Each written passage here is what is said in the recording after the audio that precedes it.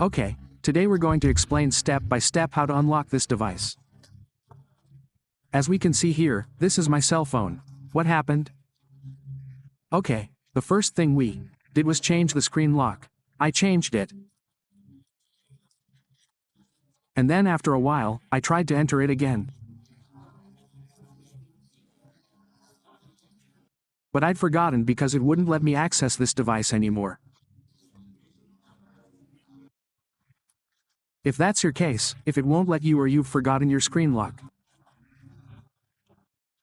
what we're going to do now is watch the step-by-step video tutorial so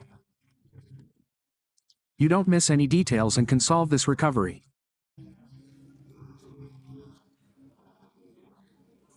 Having said all that, as we can explain, what we did was change the lock and then we forgot. If that's your case, what am I going to tell you now? The first thing you shouldn't have done is this. Off your phone.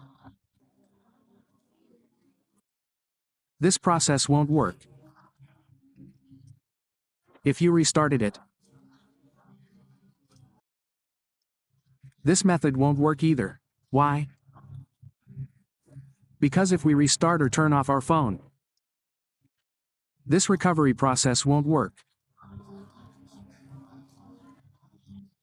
It won't work if we've already done this. But let's say you haven't done either of those options. Then the alternative to accessing our phone. Because we do have an alternative to access our phone. But the screen lock can no longer be changed. What would we have to do? We would have to make a backup to back up all the information on our device. To access our phone, we would have to make a backup. Delete the Google account so we can format it and keep only that Google account. So the alternative to accessing our phone would be using fingerprint authentication. You use your fingerprint, make that backup. Then delete the account, and then reset it, and then you would be without the Google account.